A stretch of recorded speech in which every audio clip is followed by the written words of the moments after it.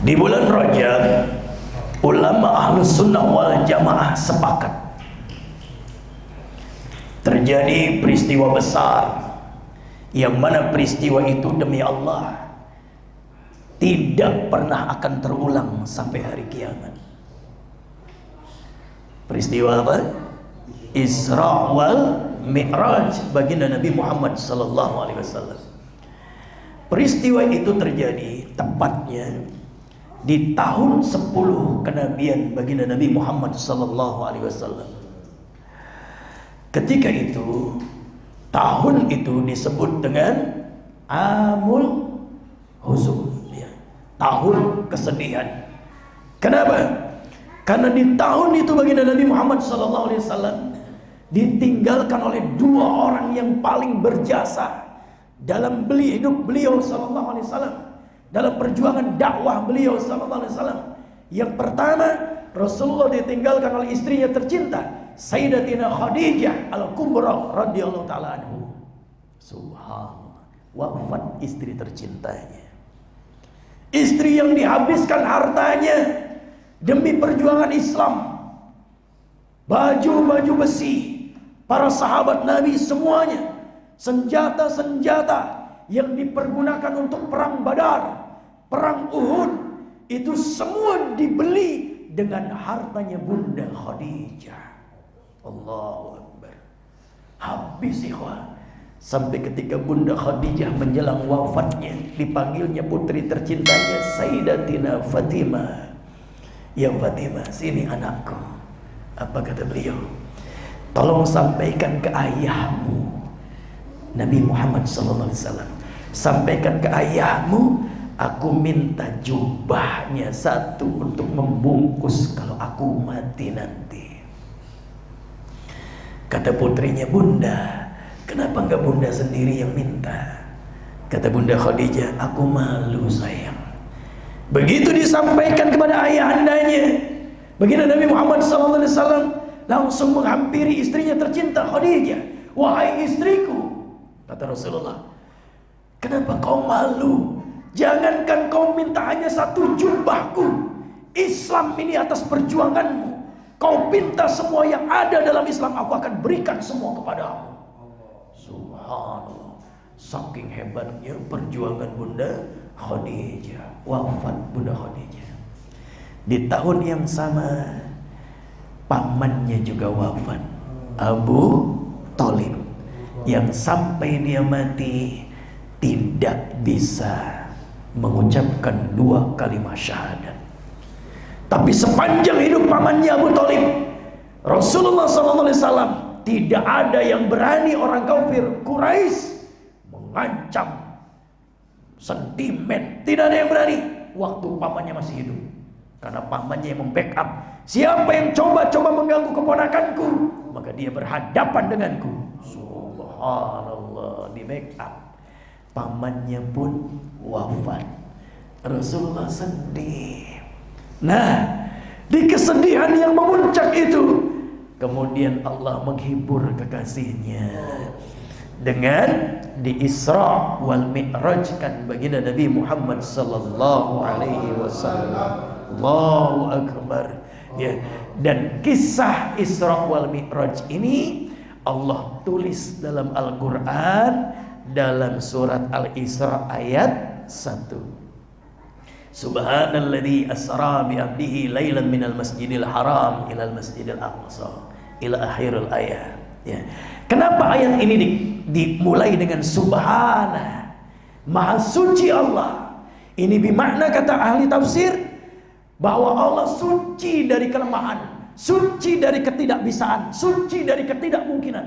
Maka ayat dalam Al-Quran yang diawali dengan subhana, pasti kalimat setelahnya itu tidak bisa dibuat oleh manusia, tidak bisa dilakukan oleh manusia. Ini pertanda hanya Allah saja yang mampu melakukan. Subhanallah, maha suci Allah. Kenapa diawali dengan subhana? Karena ini peristiwa besar, peristiwa yang tidak masuk akal, ikhwah. Subhanallah, orang yang paling cerdas pun tidak bisa memasukkan akal peristiwa yang begitu dahsyat itu. Minal Masjidil Haram ilal Masjidil Aqsa. Dari Masjid Haram ke Masjid Al-Aqsa hanya sedikit dari waktu malam. Perjalanan unta 2 bulan. Masya Allah. Makanya mustahil jika akal. Makanya diawali Allah kisahnya dengan subhana, agar ahli iman ketika membaca ayat itu jangan menangkap dengan akalnya, maka pasti kafir. Subhanallah. Maka tangkap dengan imannya. Subhanalladzi asra, yang memperjalankan. Jadi dalam peristiwa Isra wal Mi'raj ini, demi Allah, Nabi Muhammad bukan jalan sendiri, bukan proyek Nabi, bukan keinginan Nabi, tapi adalah proyeknya Allah. Asra, Allah yang memperjalankan. Subhanallah. Bi abdihi, siapa yang diperjalankan? Abdi. Siapa abdi? Abdi itu ikhwah, kalau sudah kalimat abd, ini kata tafsir, itu menunjukkan terdiri dari 2 unsur, ruh wal jasad. Jadi kalau sudah abdi, hamba, itu terdiri dari ruh dan jasad. Jadi kalau ada ustadz liberal yang mengatakan bahwa Isra Mi'raj Nabi itu hanya lewat mimpi saja, ruh saja, tolak 1000%. Dia melawan sunnah. Masya Allah. Jadi abdi terbang. Allahu Akbar walillahil hamd. Laila, di waktu malam. Kenapa waktu malam? Waktu malam itu lengang dan waktu yang dicintai sama Allah. Apollo itu dia kalau meluncur, lepas landas meluncur, itu nggak bisa kalau siang karena melawan matahari. Bisanya malam, membelakangi matahari. Subhanallah. Lailan, ya. Allahu Akbar walillahil hamd. Nah, bagaimana perjalanannya? Kita singkat ya ceritanya, nanti ke esensinya mudah-mudahan sampai. Allahu Akbar. Rasulullah berjalan dengan 2 makhluk Allah yang lain. Sebagaimana nama bulan Rajab, roh, jim, bah. Rohnya Rasulullah, jimnya Jibril, bahnya buraq. Buraq ini ikhwah adalah binatang dari Jannatul Ma'wa. Masya Allah. Awas hati-hati. Banyak orang yang menyampaikan bahwa buraq itu adalah kepalanya wanita, punya sayap. Dusta. Tidak ada hadis, tidak ada qaul ulama yang mengatakan begitu. Buraq itu binatang kakinya 4, lebih kecil daripada lebih kecil daripada keledai, lebih besar daripada bigal, ya, bagol. Di Indonesia nggak ada binatang bigal, itu nggak ada, bagol itu nggak ada. Ya, kalau pengen tahu bigal, itu keledai dikawinkan sama kuda, lahir anaknya bagol. Nah kalau bigal sama bigal dikawinkan, mandul, nggak bisa. Nah, di Arab begitu. Ya, kalau bahasa Indianya kacer. Ya, siapa yang udah pernah ke India? Nah, bigal itu ada di India, namanya kacer. Masya Allah. Nah jadi binatang kakinya 4. Kata Rasulullah, binatang ini, buraq ini, dia terbangnya, larinya secepat mata memandang. Kalau dia naik, kata Rasulullah, kakinya yang depan naik, ceret, sudah sampai. Kalau dia turun, kaki belakangnya merentang sedikit, sudah sampai. Subhanallah. Dan ulama katakan buraq ini berasal dari kata barkun, kilat, menyambar. Jadi secepat cahaya, secepat kilat. Berapa kecepatan cahaya? Udah diukur, udah. Nggak update ya. Udah diukur. Cahaya itu kecepatannya sekarang kata ilmuwan itu 300.000 km per detik. Kecepatan cahaya. Bukan per menit, per detik. 300.000 km sampai. Subhanallah. Nah, bumi itu udah diukur, Pak. Lingkarannya udah diukur. Bumi berapa? 40.000 km. Bumi itu. Jadi kalau Rasulullah menggunakan buraq kecepatan cahaya, menurut ilmuwan bisa 8 kali putaran. Kelewat itu masjid di Palestina. Iya, kelewat. Nah cuma karena yang memperjalankan Allah, maka semua yang menurut ilmuwan udah nggak bisa. Allah yang memperjalankan. Subhanallah. Nah buraq jalan bersama malaikat Jibril, terbang, melesat. Dalam perjalanannya di tengah-tengah ada wanita yang sudah tua renta, tapi dia pakai bedak menor, pakai lipan setip menor. Apa sih Bu namanya Bu? Lipstick ya, lipan setip. Pakai lipstick menor, rambutnya disemir merah-merah, antingnya gede, gelang kalungnya gede, kukunya panjang-panjang, dicutek ya, di merah-merah. Masya Allah, pakai rok mini, bawa tas warna silver. Siapa tuh? Ada nggak yang begitu? Ya Allah, pakai selop jinjit. Allah, Masya Allah. Dipanggil itu Rasulullah lagi terbang, Muhammad. Rasulullah nggak nengok, terus terbang. Kemudian Rasulullah bertanya kepada malaikat Jibril, ya Jibril, tadi itu siapa? Wanita tua itu. Ya Muhammad, itu adalah dunia. Untung kau nggak nengok ya Muhammad. Kalau nggak kau nengok, kau menjawab, umatmu cinta dunia semua. Jadi dunia itu udah tua, Bu. Dunia itu udah tua, tapi semakin tua semakin indah. Semakin tua semakin berhias. Semakin tua semakin menarik. Maka sampai hari ini Rasulullah nggak nengok pun banyak umatnya yang terjebak cinta dunia. Betul apa betul? Betul. Masya Allah. Bahaya. Yang kedua, ada laki-laki yang perkasa mengejar buruk. Oh, nggak bakal kekejar. Dia manggil Muhammad. Rasulullah nggak nengok. Nanya lagi Rasulullah, ya Jibril, siapa itu? Itu adalah jin yang paling hebat ya Rasulullah. Dia adalah Ifrit, jin Ifrit yang pernah jadi anak buahnya Nabi Sulaiman alaihissalam. Untung kau nggak nengok ya Muhammad.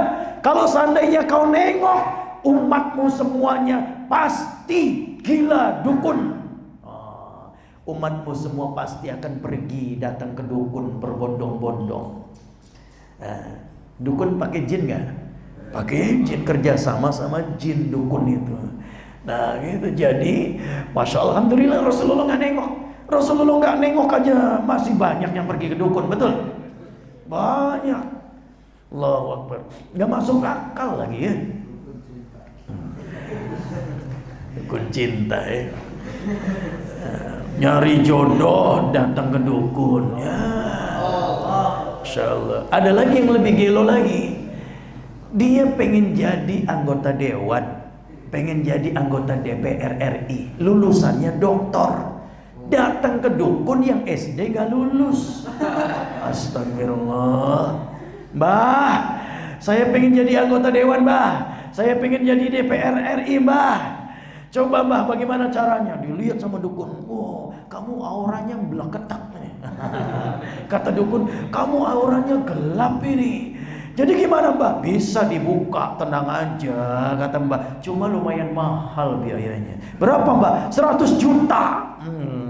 Kata orang itu, aku gak bawa duit Mbah. Oh bisa gesek, kok bisa gesek. Dukun zaman sekarang bisa gesek ya. Masya Allah. Mana yang bodoh, mana yang enggak ya. Gila itu, dokter nanya sama SD gak lulus. Kalau dukun itu memang hebat, anaknya 8 anggota dewan semua tuh ya. Anaknya 8 ngojek lah. Masya Allah. Allahu Akbar. Ya begitulah yang enggak gitu. Allahu Akbar. Melesat lagi baginda Nabi. Melesat lagi. Allahu Akbar. Nah, kemudian ditawarkan 2 minuman oleh malaikat Jibril, satu susu, satu khamr ya. Rasulullah memilih susu. Kata malaikat Jibril, untung kau pilih susu ya Muhammad sallallahu alaihi wasallam. Kalau kau pilih khamr, umatmu mabok semua. Ya, Rasulullah nggak milih khamr juga umatnya banyak yang mabok, betul? Ya, gimana? Ya Allah. Lanjut sampai di Masjidil Aqsa. Begitu sampai di Masjidil Aqsa, Rasulullah kemudian dihadirkan oleh Allah 124.000 ruh para nabi dan para rasul. Salat diimami oleh baginda Nabi Muhammad SAW. Semenjak itulah Rasul mendapatkan gelar baru. Apa tuh? Imamul Anbiya wal Mursalin. Imamnya para nabi dan para rasul. Salat 2 rakaat. Salat apa? Salat apa? Jawab. Subuh gimana, kan perintah salat belum turun. Ya. Masya Allah, belum ada. Salat tahajud. Ya ayyuhal muzammil qumil laila illa qalila. Jadi tahajud wajib untuk Nabi. Sebelum perintah salat 5 waktu turun, Nabi wajib tahajud, semua Nabi. Makanya diimami oleh baginda Nabi Muhammad sallallahu alaihi wasallam 124.000 roh para nabi. Jadi Nabi itu gak sedikit, Pak. Ya, bukan 25. 25 itu adalah yang wajib diketahui. Iya, kalau semuanya dalam Sahih Ibnu Hibban itu Nabi ada 124.000. Subhanallah. Nah, Rasul yang dikuburkan di Palestina, makanya tanah Palestina itu diberkahi ya. Kenapa diberkahi? Kata Ibnu Qayyim itu ternyata di sana ada 70 kuburan Rasul. Masya Allah, makanya diberkahi.